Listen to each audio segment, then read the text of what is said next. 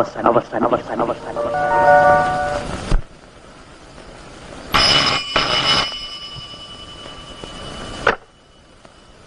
Hello, S I Geetha here. പത്ര reporter വേണുവിന്റെ അപകട മരണത്തെക്കുറിച്ചുള്ള അന്വേഷണം ഏതുവരെയായി? നടത്തിക്കൊണ്ടിരിക്കുന്നു സാർ. ആ ഫയൽ ഇന്ന് തന്നെ എനിക്ക് എത്തിക്കണം. ശരി സാർ. ആരാ മാഡം? SP Sarah. എന്റെ ഭർത്താവിന്റെ ഈ ഫയൽ ഇന്ന് തന്നെ അദ്ദേഹത്തിന് എത്തിക്കണമെന്ന്. ആ, എങ്കിൽ ഈ ഫയല് പോക്ക. പറഞ്ഞിട്ട് എന്ത് കാര്യം? എന്റെ ഭർത്താവിന്റെ കൊലപാതകം അപകട മരണമാണെന്ന് നിയമം വിധി എഴുതിയത് നോക്കി നിൽക്കേണ്ട ഗതികേടിലാണ് ഞാൻ. എനിക്ക് മടുത്തു കുറുപ്പേ. തീയിൽ കുരുത്തത് വെയിലത്ത് പാടരുത്. ഇവിടെ വേലി തന്നെ വിളവ് തന്നെയാണ്. കുറുപ്പിനറിയാമോ? പലരും എന്റെ വീട്ടിൽ വന്ന് വെല്ലുവിളിച്ചിരിക്കുകയാണ് എന്റെ ഈ കാക്കിയോട് പൂരിക്കുമെന്ന്. അങ്ങനെ മറ്റുള്ളവർ ഊരി അറിയിക്കുന്നതിന് മുമ്പ് സ്വയം ഇത് ഊരി അറിഞ്ഞിട്ട് രക്ഷപ്പെടുകയല്ലേ കുറുപ്പേ നല്ലത്? അരുത് മാഡം, സഖാവ് രാഘവന്റെ പാരമ്പര്യം ഇതല്ലായിരുന്നു.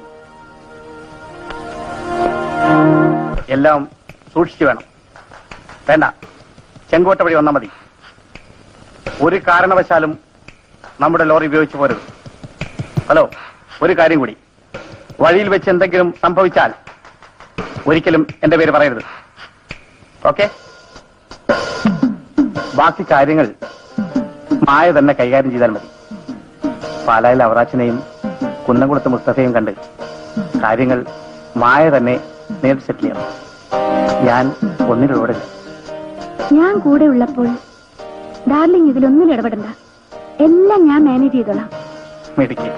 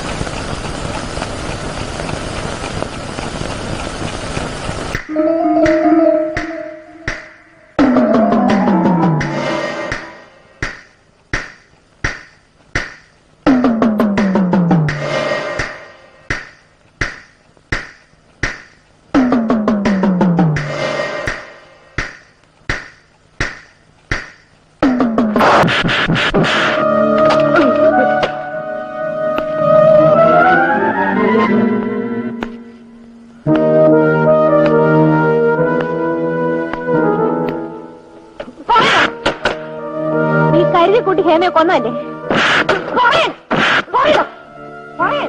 എന്ത് സാധനം ഉപയോഗിച്ചാലും ഈ കേസിന് രക്ഷപ്പെടാമെന്ന് വിചാരിക്കേ വേണ്ട. എനിക്കറിയില്ല.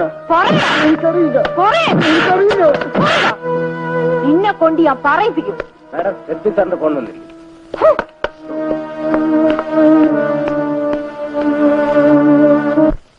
ഈ കേസ് തുടർന്ന് അന്വേഷിക്കുന്നതുകൊണ്ട് യാതൊരു ഫലവുമില്ല. ഫലം ഉണ്ടോ ഇല്ലയോ എന്ന് അന്വേഷണം തീർന്നിട്ടല്ലേ അറിയൂ സാർ. സ്റ്റൗ പൊട്ടിത്തെറിച്ച് മരിച്ചതാണെന്ന് വ്യക്തമല്ലേ? ഈ രാജ്യത്ത് അനേകം ഭാര്യമാർ സ്റ്റൗവും മണ്ണെണ്ണയും കാരണം മരിക്കുന്നുണ്ട്. അവരുടെ എല്ലാം ഭർത്താക്കന്മാർ സ്നേഹസമ്പന്നരും സംഭവം കഴിഞ്ഞാൽ ബോധം കെട്ട് വീഴുന്നവരുമാണ്. ഇവനെയൊക്കെ വിചാരണ കൂടാതെ ശിക്ഷിക്കേണ്ടതാണ്. എന്ത് ചെയ്യാം, നമ്മുടെ നിയമം അതല്ലല്ലോ. ഒരു സർക്കിൾ ഇൻസ്പെക്ടർക്കോ സബ് ഇൻസ്പെക്ടർക്കോ മാറ്റാൻ പറ്റുന്നതല്ലോ നിയമം. പക്ഷെ ജനങ്ങളത് മാറ്റും സാർ, ഇന്നല്ലെങ്കിൽ നാളെ. ഇതൊക്കെ അങ്ങ് റഫർ എഴുതി തള്ളേണ്ട കേസാണ്. അങ്ങനെ എഴുതി തള്ളിയതുകൊണ്ടാണ് സാർ ഈ നാട്ടിലെ നിരപരാധികളുടെ ജീവനും പെണ്ണുങ്ങളുടെ മാനവും റഫർ എഴുതി തള്ളേണ്ടി വന്നത്. ഇതേ ഈ കുപ്പായം ഇട്ടാൽ മുകളിൽ നിന്നുള്ളവരുടെ ഉത്തരവുകൾ അനുസരിക്കാൻ നമ്മൾ ബാധ്യസ്ഥരാണ്. അന്യായമായ ഉത്തരവുകൾ ഞാൻ അനുസരിക്കില്ല സാർ. അപ്പോൾ ഞാൻ ഈ കുപ്പായം ഊരി ആ ഉത്തരവിട്ട മേധാവിന്റെ മുന്നിൽ വലിച്ചെറിഞ്ഞിട്ട് പോകും. ഈ പറഞ്ഞ ധിക്കാരമാണോ? ധിക്കാരമല്ല സാർ, മനസാക്ഷിയോടെ ജീവിക്കാനുള്ള വെമ്പലാണ്. അധികാരമുള്ള ഉദ്യോഗസ്ഥന്മാർക്ക് പണമോ പെണ്ണോ കൊടുത്ത് പാട്ടിലാക്കിയാൽ ഇവിടെ ആർക്കും ആരെയും കൊല്ലാം, ഏത് പെണ്ണിനെയും ബലാത്സംഗം ചെയ്യാം. ഈ അവസ്ഥ മാറണമെന്നാണോ സാറിന്റെ അഭിപ്രായം? ഇത് എന്തൊക്കെ പറഞ്ഞാലും RK പ്രകാശ് നിരപരാധിയാണെന്ന് തെളിഞ്ഞു. കോടതികളെ വെറുതെ വിട്ടാലും ഞാൻ ഇൻവെസ്റ്റിഗേഷൻ തുടരും. ഷുവർ? ഡെഫിനറ്റ്ലി. ഓക്കെ, കാര്യം.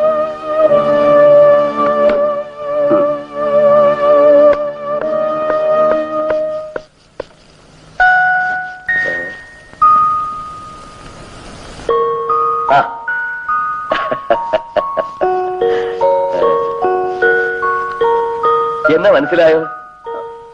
എവിടെയോ വെച്ച് കണ്ട ഓർമ്മയുണ്ട്. സ്വന്തം വീട്ടിൽ വെച്ച് തന്നെ. സഖാവ് രാഘവന്റെ ശിഷ്യൻ വേലായുധൻ. ഓർമ്മയില്ലേ? അല്ല, വേലായുധൻ ചേട്ടനോ? ആ, വരൂ. ആള് പാടെ മാറിപ്പോയല്ലോ. ഇതെന്ത് വേഷോ? പണ്ട് തനി ചുവപ്പായിരുന്നു, ഇപ്പൊ അതൊന്നും മങ്ങി, അത്രേ ഉള്ളൂ. ഇപ്പോഴും പാർട്ടി പ്രവർത്തനമൊക്കെ ഉണ്ടോ? അത് നിർത്താൻ പറ്റുമോ കുഞ്ഞേ? രക്തത്തിൽ കലർന്നു പോയതല്ലേ. ഇരിക്കൂ. ഞാൻ വന്ന കാര്യം പെട്ടെന്ന് അങ്ങ് പറയാം. അവനെ കുഞ്ഞ് രക്ഷിക്കണം. ആരാണാ പയ്യൻ? RK പ്രകാശിനെ. എഴുന്നേക്കടോ. എന്താ? എഴുന്നേക്കാൻ. ഞാൻ സഖാവ് രാഘവൻ. നിർത്ത്. ആ പേര് പറയരുത്. വർഗീയതയ്ക്കെതിരെ പോരാടാൻ ചെങ്കുടി ഉയർത്തിപ്പിടിച്ച ആളാണ് എന്റെ അച്ഛൻ. നിങ്ങൾക്ക് ലജ്ജയില്ല ഇങ്ങനെ നിറം മാറാൻ? ലജ്ജിക്കേണ്ട ഒരു കാര്യവുമില്ല. പണ്ട് പാർട്ടി പ്രവർത്തനം നടത്തിയതിൽ ബാങ്ക് ബാലൻസ് ആയി കിട്ടിയത് അന്നത്തെ പോലീസിന്റെ അടിയും തൊഴിയും കൊണ്ട് തീരാത്ത നടുവേദനയാണ്. ഇന്നിപ്പോ കുട്ടികളെ കല്യാണം കഴിച്ചയച്ചു, ഒരു വീടും 25 ഏക്കർ റബ്ബറും ഉണ്ട്. മതി. അപ്പൊ സ്വന്തം കാര്യം നേടാനായിരുന്നു പാർട്ടി പ്രവർത്തനം അല്ലേ? ഇപ്പൊ എല്ലാവരും അതിനാ പ്രവർത്തിക്കുന്നത്. പോട്ടെ, അപ്പൊ പ്രകാശിന്റെ കാര്യം? അത് ഞങ്ങളും കോടതി നോക്കിക്കൊള്ളാം. ആ കേസ് എങ്ങനെയെങ്കിലും തേച്ചു മാച്ച് കളയാം. അത് പറയാൻ താനാരാ? ഇത് വീടായിപ്പോയി. അല്ലെങ്കിൽ ഞാൻ അറസ്റ്റ് ചെയ്ത് അകത്താക്കുമായിരുന്നു. ജാതി കോമരം. RK ദാസ് എന്ന വലിയ മനുഷ്യനോടാണ് കളിക്കുന്നത്. RK ദാസ് അല്ല, അവന്റെ തന്തയായാലും എനിക്ക് പ്രശ്നമല്ല. അദ്ദേഹം ഫോണെടുത്തെന്ന് പറഞ്ഞാൽ മതി, ഇതയ്ക്കുടനെ പ്രൊമോഷൻ കിട്ടും. പ്രൊമോഷൻ ചത്തുപോയ അയാളുടെ തന്തയ്ക്ക് കൊടുക്കാൻ പറ. നരകത്തിൽ നിന്ന് സ്വർഗത്തിലേക്ക്. ഇതേ ഒറ്റ വയ്ക്കരുത്. പറഞ്ഞേക്കാം, അക്രമങ്ങളെ ചേർത്ത് നിന്നയാളാണ് എന്റെ അച്ഛൻ സഖാവ് രാഘവൻ. അന്ന് അച്ഛന്റെ പുറകെ നടന്ന നിങ്ങൾ ഇന്ന് അക്രമികളുടെ രക്ഷിതാവായി വേഷം കെട്ടി ഇറങ്ങിയിരിക്കുന്നു. ഇറങ്ങിപ്പോടും. പോകാൻ.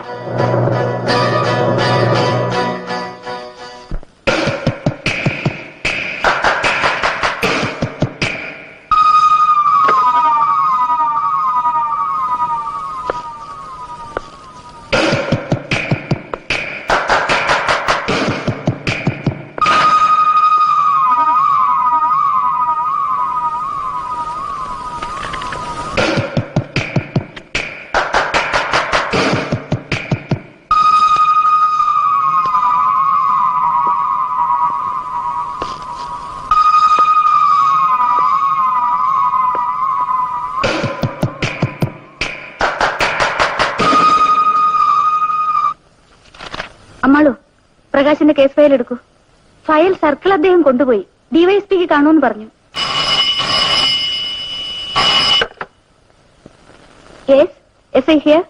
ഫയൽ എന്റെ കയ്യിലുണ്ട്. നമുക്ക് ഈ കേസ് ക്ലോസ് ചെയ്യാം. ഇതൊരു അപകട മരണം തന്നെയാണ്. അവരുടെ വിവാഹത്തിന് ഞാനായിരുന്നു സാർ സാക്ഷി. ആ RK പ്രകാശ് അത്ര നല്ലവനായിട്ട് എനിക്ക് തോന്നിയിട്ടില്ല സാർ. നല്ലവനല്ലായിരിക്കാം, പക്ഷെ നമുക്ക് എന്ത് ചെയ്യാൻ കഴിയും? മനുഷ്യരുടെ ക്യാരക്ടർ നോക്കി ചെയ്യാത്ത കുറ്റം അവരുടെ മേൽ ചുമത്താനൊക്കുവോ?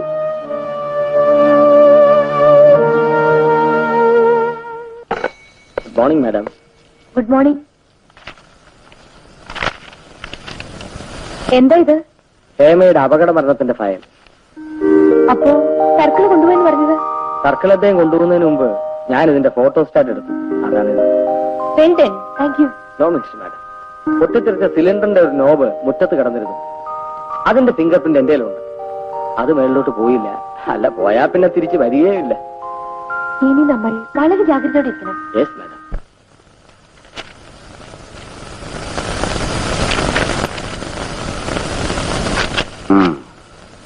ഒറിജിനൽ ഫയൽ ഞാൻ ഡിവൈഎസ്പിയുടെ കയ്യിൽ നിന്ന് വാങ്ങി. മരണം നടക്കുന്നതിന് ഒരാഴ്ച മുമ്പ് വരെ ഹേമയെ പ്രകാശ് തല്ലുമെന്നായിരുന്നു അയൽക്കാരുടെ മൊഴി. ഓഹോ. ഗ്യാസ് സിലിണ്ടറിൽ നിന്ന് തെറിച്ചു വീണ് അതിന്റെ ലോക്ക് ഓപ്പൺ പൊസിഷനിലാണ് ഇരുന്നത്. മാത്രമല്ല, അടുക്കളയിൽ ഇരുന്ന ബോഡി സ്പ്രേ വെച്ച് നോക്കുമ്പോൾ ഇതൊരു പ്രീ പ്ലാൻ മർഡർ ആണ് സാർ. RK പ്രകാശിന്റെ ഫിംഗർ പ്രിന്റും ബോഡി സ്പ്രേയിൽ നിന്ന് കിട്ടിയ ഫിംഗർ പ്രിന്റും ഒന്നാണ് സാർ. ഇത് ഹേമ അവളുടെ അച്ഛൻ എഴുതിയ കത്തുകളാണ് സാർ.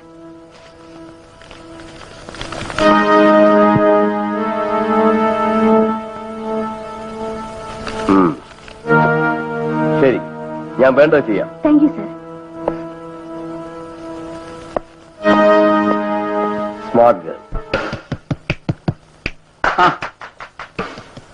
നിങ്ങളെ ഞാൻ ഇങ്ങോട്ട് വിളിപ്പിച്ചത് ഞാൻ ചെയ്യുന്ന എല്ലാ കാര്യങ്ങളും വളരെ രഹസ്യമായിരിക്കണം എന്ന് എനിക്ക് നിർബന്ധമുള്ളതുകൊണ്ടാണ്. Come to the point. Take your seat. Thank you. Inspector, അപകടത്തിൽ മരിച്ച ഹേമ എന്റെ അനുജൻ RK പ്രകാശിന്റെ ഭാര്യയാണ്. ഈ കേസ് തുടർന്ന് അന്വേഷണം നടത്തരുത് അല്ലേ? കറക്റ്റ്. അത് വേണോ വേണ്ടോ എന്ന് തീരുമാനിക്കേണ്ടത് നിങ്ങളല്ല, ഞാനാണ്. വാ, വാട്ട് ഈസ് സിൻസിയറിറ്റി. കുടിക്കാൻ വല്ലതും? No thanks. ഇത്ര സിൻസിയറായ ഉദ്യോഗം നോക്കിയിട്ട് എന്ത് നേടാനാ? പിന്നെ പ്രമോഷൻ ആണെങ്കിൽ അതും പിടിപാടുള്ളവർക്ക് മാത്രം. സത്യവും ധർമ്മവും നിലനിർത്തി ജീവിക്കാൻ ചിലരെങ്കിലും ആഗ്രഹിക്കും. ഫൂൾസ്, വിഡ്ഢികൾ. ഈ പെട്ടി നിറയെ ആയുഷ്കാലം മുഴുവൻ സുഖമായി ജീവിക്കാനുള്ള പണമുണ്ട്. ഇതൊരു പ്രതിഫലമായി സ്വീകരിക്കണ്ട, ജസ്റ്റ് എ പ്രസന്റേഷൻ. പക്ഷേ ഇതിനൊരു ചെറിയ പ്രത്യുപകാരം ചെയ്യണം. എന്റെ അനുജന്റെ ഭാര്യ മരിച്ചത് ആക്സിഡന്റ് ആണ്. പിന്നെ എന്നെ കൂടുതൽ ശ്രദ്ധിച്ച് സമയം കളയണോ? ഇവിടെ തനിക്ക് തെറ്റുപറ്റി. ധൈര്യത്തോടെ അനീതിക്കും അക്രമങ്ങൾക്കുമെതിരെ അന്ത്യം വരെ ചെങ്കൊടി ഉയർത്തിപ്പിടിച്ച് പോരാടിയ സഖാവ് രാഘവന്റെ മകൾ കള്ളപ്പണച്ചാക്കിനും മുതലാളിമാരുടെ ഭീഷണിക്കും വഴങ്ങുന്നവളല്ല. Mind it. പക്ഷേ നീ വളരെ ചെറുപ്പമാണ്. നിന്റെ ഭാവി സുരക്ഷിതത്വത്തിന് വേണ്ടിയാണ് ഞാനീ പറയുന്നത്. കാരണം ഈ സ്ഥലം അത്ര നല്ലതല്ല. പ്രത്യേകിച്ച് RK ദാസ് മഹാവിഴയാ.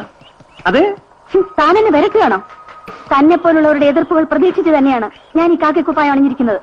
അല്ല, ഞാൻ കാര്യം പറഞ്ഞതേ ഉള്ളൂ. ചില ഉദ്യോഗസ്ഥന്മാർ ആദ്യം അവനെ തോൽപ്പിച്ചിട്ടുണ്ട്. പക്ഷേ അവസാനം അവർ അവന്റെ മുന്നിൽ തോറ്റിട്ടേ ഉള്ളൂ. ഐ മീൻ RK ദാസിന് വഴങ്ങിയിട്ടേ ഉള്ളൂ. സഖാവ് രാഘവന്റെ മകൾ ഇന്ന് വരെ ആർക്കും വഴങ്ങിയിട്ടില്ല. നിൽക്കണേ. താൻ എന്നെ ബഹുമാനിക്കണ്ട, പക്ഷേ ഈ യൂണിഫോമിനെ മാനിക്കണം. അത് മറന്നതിനുള്ള ശിക്ഷയാണ്. ശരി പെണ്ണേ, രാമനാട്ടുകര കൊട്ടാരം വീട്ടിലെ ദാസിന്റെ നിഴലിനെ സ്പർശിച്ചവരെ പോലും ദാസ് വെറുതെ വിട്ടിട്ടില്ല എന്ന് പറയാറില്ല.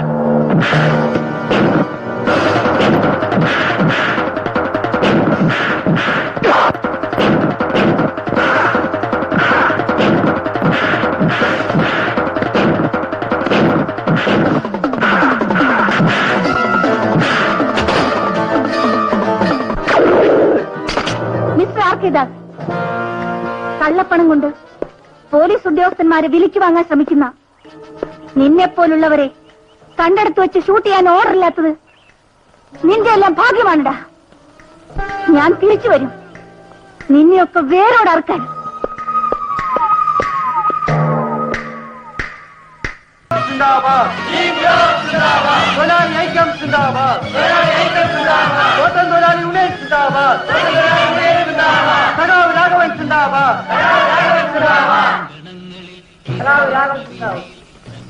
സഖാക്കളെ, നമ്മുടെ പാർട്ടിയുടെ കൊടി ഇവിടെ ഉയർത്തിയതോടെ നമ്മുടെ ഉത്തരവാദിത്വം തീർന്നു എന്നാരും വിചാരിക്കരുത്.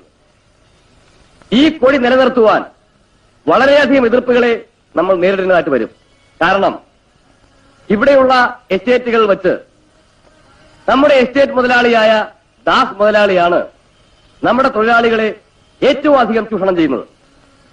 അദ്ദേഹത്തിന്റെ മൂക്കിന് താഴെ ഉയർത്തിയിട്ടുള്ള ഈ കൊടിയെ നശിപ്പിക്കാൻ പല അടവുകളും പ്രയോഗിച്ചെന്ന് വരും. പക്ഷേ നമ്മൾ ഒറ്റക്കെട്ടായി നിന്നാൽ ദാസ് മുതലാളിയുടെ പത്തി താനേ താഴും. അഥവാ ആ എതിർപ്പിൽ ഇനി മരിക്കേണ്ടി വന്നാൽ പോലും ആ ചോരയിൽ നിന്നും 1000 കൊടികൾ ഇനി ഇവിടെ വേറെ ഉയരും. തോട്ടം തൊഴിലാളി യൂണിയൻ, തൊഴിലാളി ഐക്യം, തൊഴിലാളി ഐക്യം.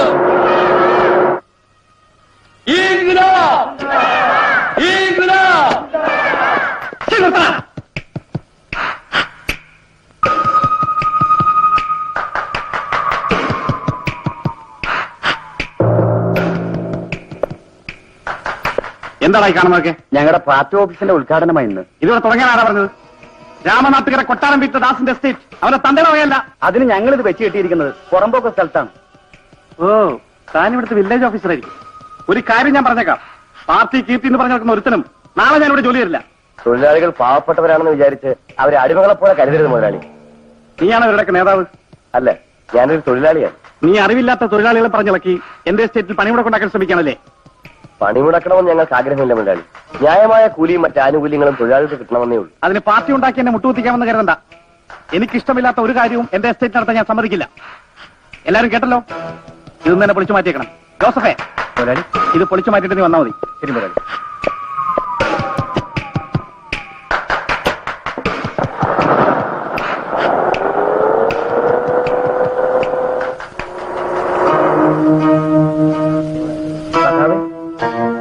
ആ പറക്കുന്ന കൊടിക്ക് രക്തസാക്ഷികളുടെ നിറവാണുള്ളത്. എതിർപ്പുകളെ നേരിട്ട് കൊണ്ട് വളർന്നതാണ് നമ്മുടെ പാർട്ടിയും നേതാക്കളും.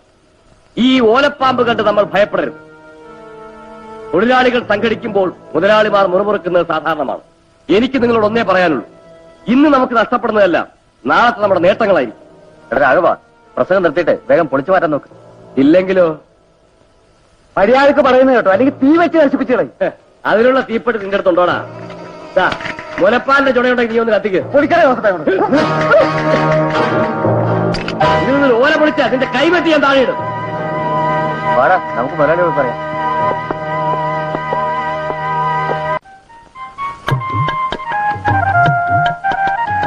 ഗീത കുറച്ച് തിന്നാ മതി, വയറ് വേദനിക്കും.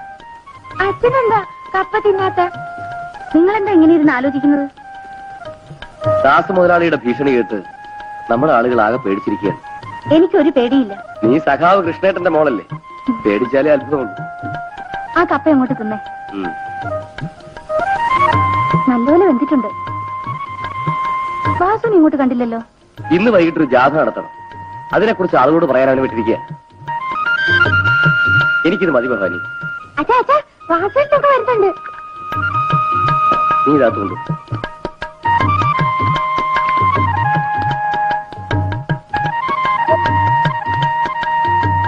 ഇങ്ങോട്ടിരി. എല്ലാവരോടും പറഞ്ഞോ? പറഞ്ഞു. ചിലരൊക്കെ ഇതൊരു വയ്യാവേലിയാണെന്ന് പറഞ്ഞു ഒഴിയാൻ നോക്കുക. മുതലാളി വേർപ്പിച്ച ജോലി പോകുമെന്ന് എല്ലാരും പേടി. ഇങ്ങനെയൊക്കെ പേടിച്ചിട്ട് എവിടെ പോയി ഒളിക്കാനാ? നമ്മുടെ ന്യായമായ അവകാശങ്ങൾ മുതലാളിമാരും കൊണ്ടുവരാൻ പോകുന്നില്ല. നമ്മൾ പിടിച്ചു വാങ്ങിക്കണം. ചോദിക്കാൻ ചെല്ലുന്നവരെയൊക്കെ കൂലിക്ക് ആളെ വെച്ച് തല്ലിക്കുകയല്ലേ? ഇനി അങ്ങനെ ഉണ്ടായാൽ അതേ ശക്തിയിൽ നമ്മളും തല്ലും. എങ്കിലേ നമ്മളെപ്പോലുള്ളവർക്ക് നാളെ ഇവിടെ നിലനിൽപ്പുള്ളൂ. എന്റെ ഭാര്യയും മകളെയും ആ ചങ്കുറ്റത്തിലാണ് ഞാൻ വളർത്തുന്നത്. സഖാവിനെ പോലെ 10 പേരുണ്ടെങ്കിൽ ഇവിടുത്തെ മുതലാളിമാരുടെ 10 താനെ താഴും. ഈ പാർട്ടി ഇവിടെ നിലനിർത്താൻ ഞാനും എന്റെ കുടുംബവും മരണം വരെ നിങ്ങളോടൊപ്പം ഉണ്ടായിരിക്കും. ഭീഷണി കൊണ്ട് തന്നെ നേരിടാം. ഇന്നത്തെ മീറ്റിംഗിൽ നമ്മുടെ പാർട്ടി നേതാക്കന്മാർ നിങ്ങളെ വിശദമായി പറഞ്ഞ് മനസ്സിലാക്കും. ഇക്കാര്യങ്ങൾ സഖാവിനെ നേരിട്ട് വന്ന് പറഞ്ഞാൽ നന്നായിരിക്കും. ശരിയാണ് സഖാവ്, ഞങ്ങളും കൂടെ വരാം. അവനി തോർത്തിങ്ങെടുക്ക.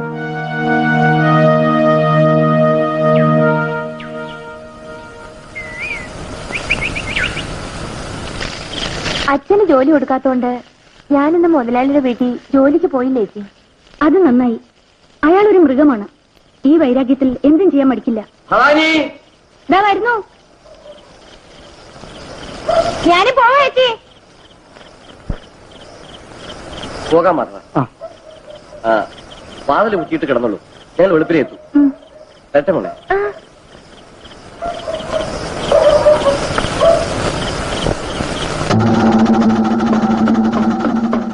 രാഘവേട്ടാ, ആരാ?